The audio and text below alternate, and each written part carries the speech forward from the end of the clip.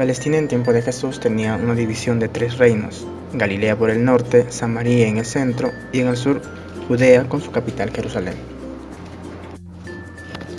Palestina se sostenía económicamente en base a 3 actividades principales: la agricultura, la ganadería y la industria.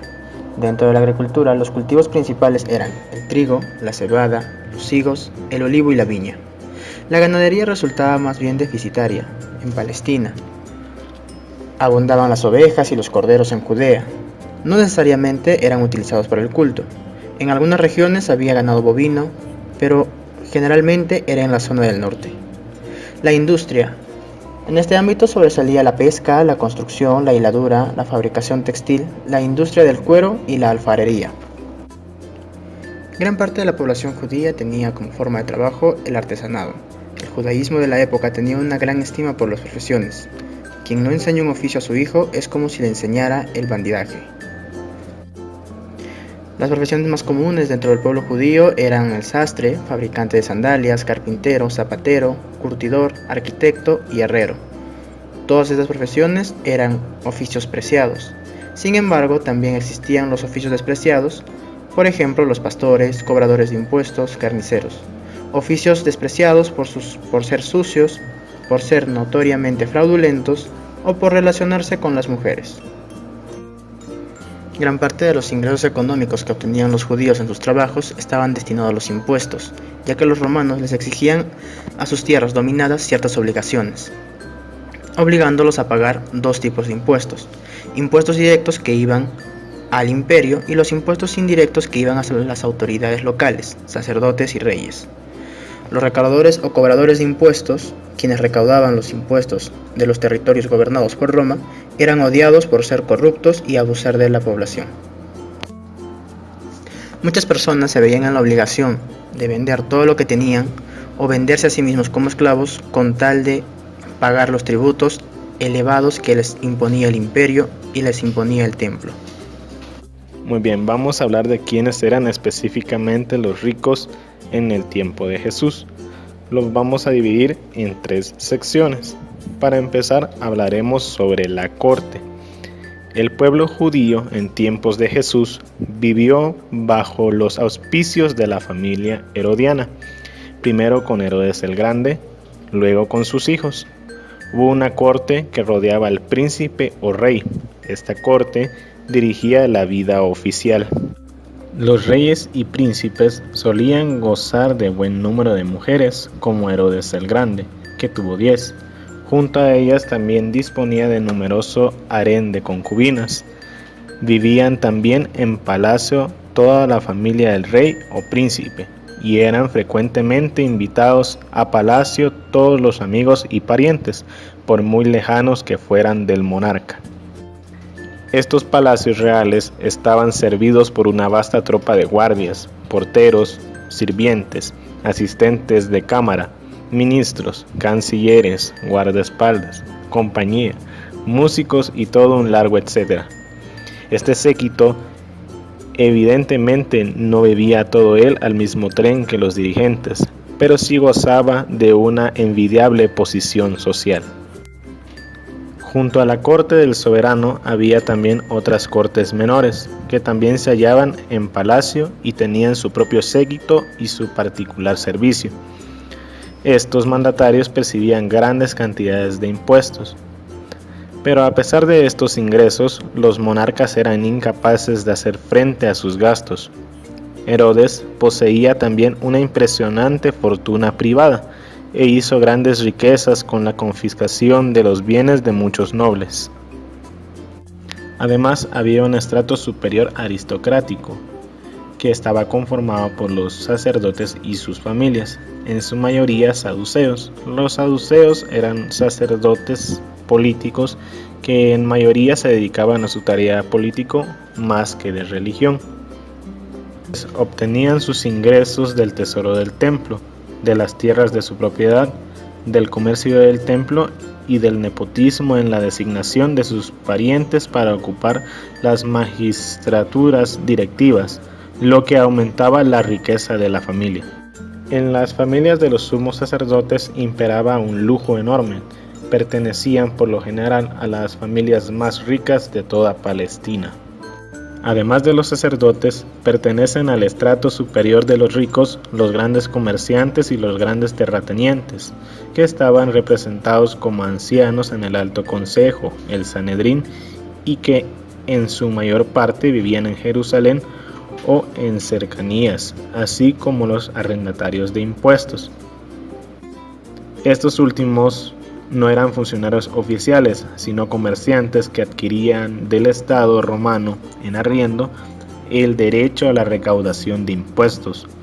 Pagaban determinada suma de dinero al erario público y se apropiaban de todo lo que podían sacar por encima de esa suma.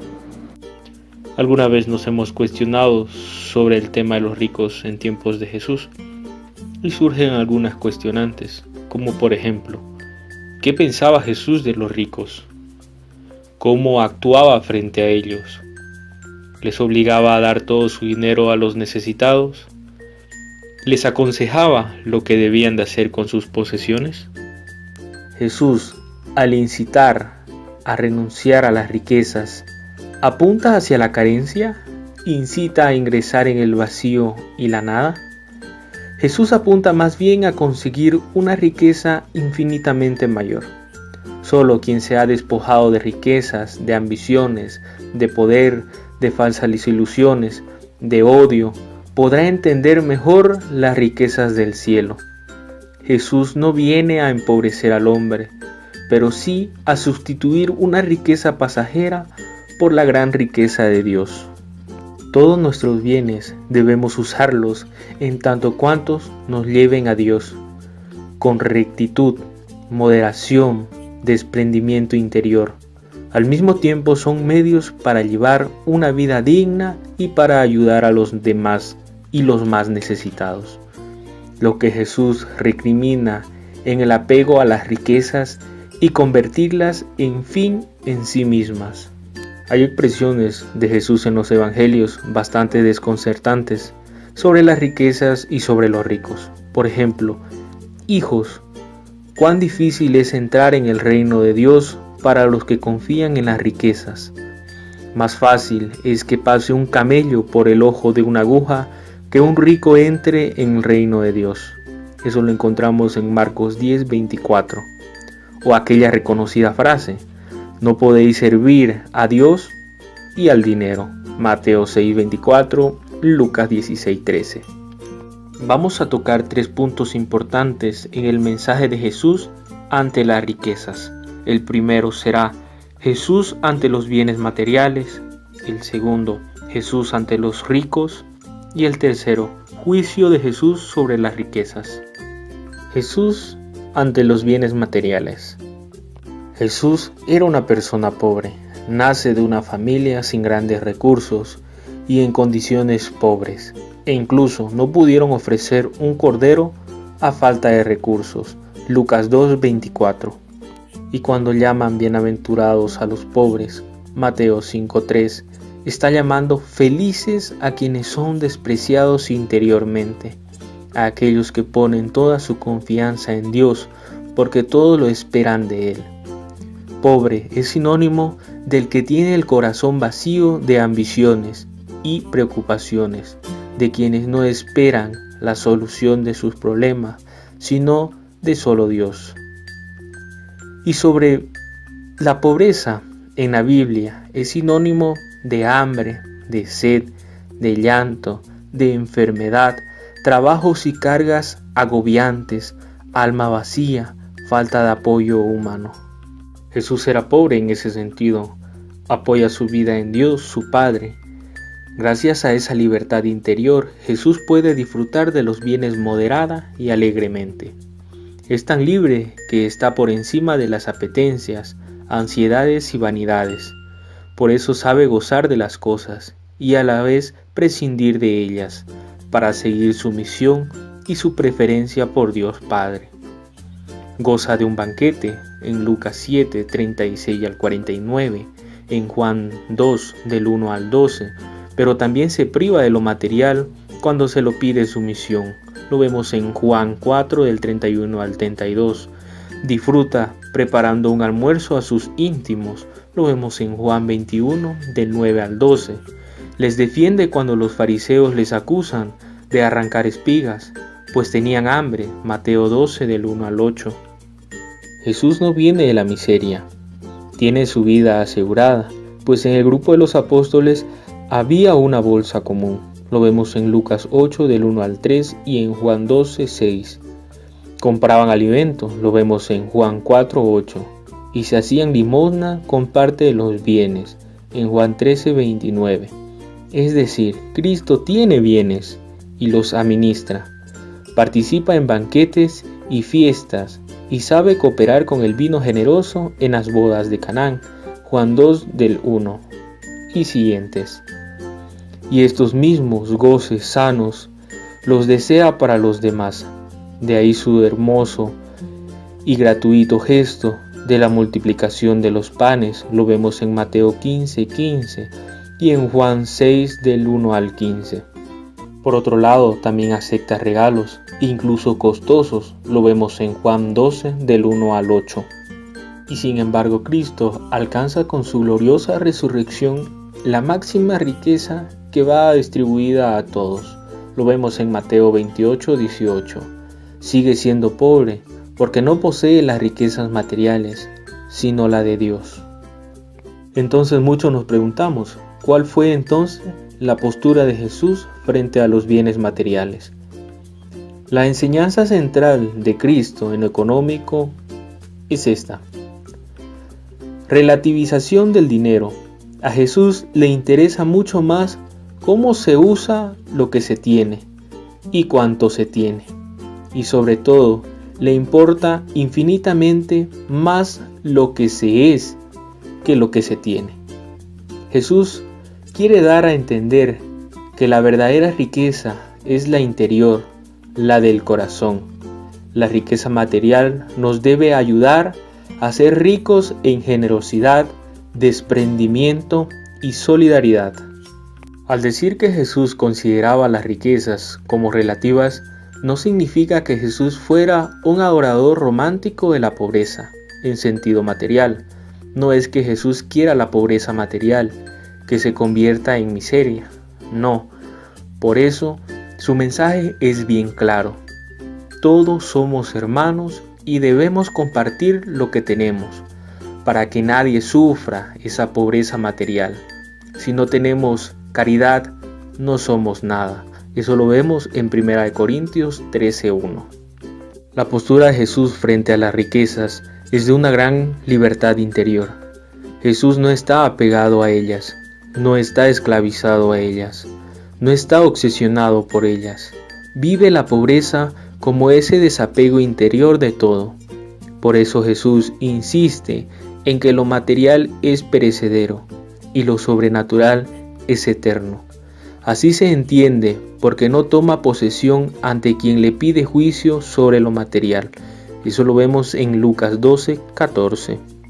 La cruz descubre profundamente el valor que Jesús concede a las cosas materiales y terrenas, para salvar a los hombres y cumplir la misión confiada por su Padre. Dio todo cuanto tenía. Jesús en la cruz es pobre de cosas, pero rico en amor, perdón, misericordia y obediencia. Punto 2. Jesús ante los ricos. Cuando decimos que Jesús prefiere como amigos a los pobres, no estamos diciendo que excluye a los ricos. Jesús, enemigo de toda discriminación, no iba a él a crear una más. En realidad, Cristo es el primer personaje de la historia que no mide a los hombres por lo económico, sino por su condición de personas. Es un hecho que no faltan en su vida algunos amigos ricos con los que convive con normalidad. Si al nacer eligió a los pastores como los primeros destinatarios de la buena nueva, no rechazó, por ello, a los magos, gente de recursos y sabia.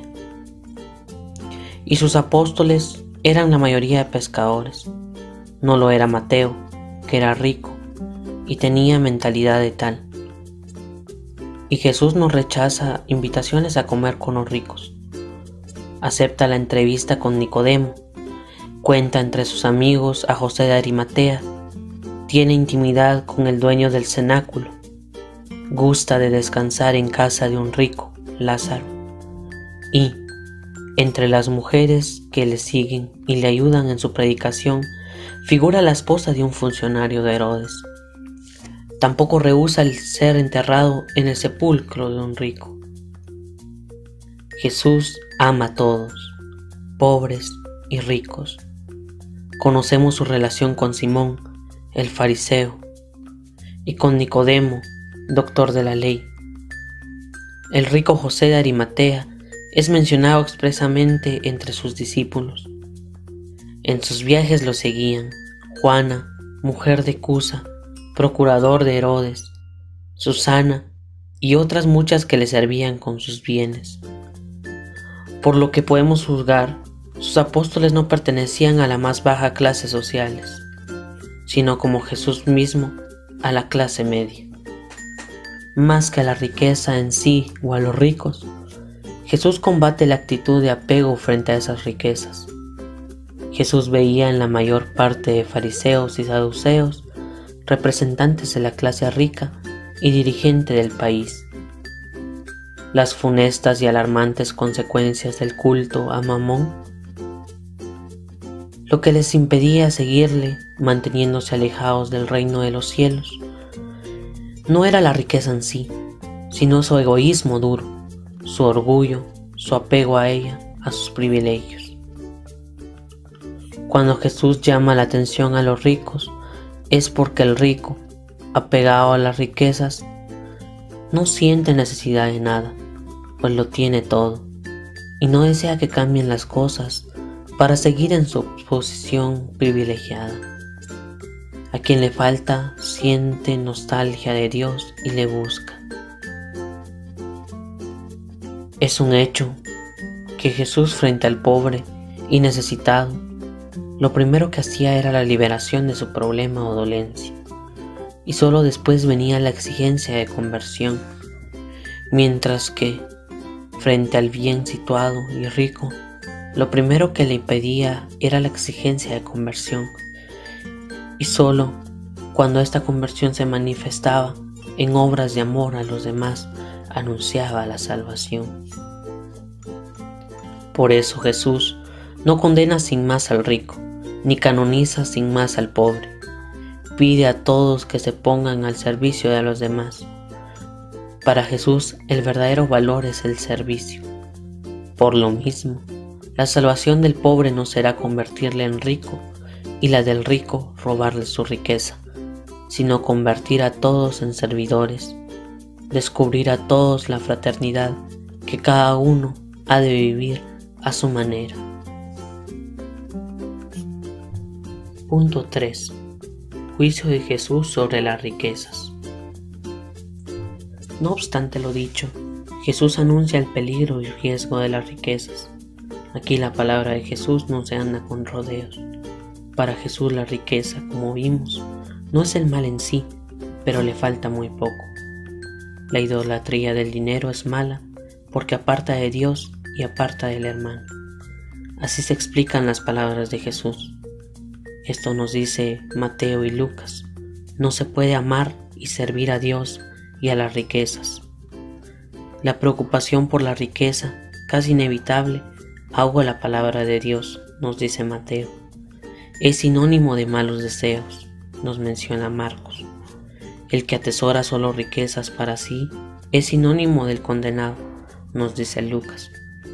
Cuando el joven rico no es capaz de seguir a Cristo, es porque está atrapado por la mucha riqueza, nos dice Lucas.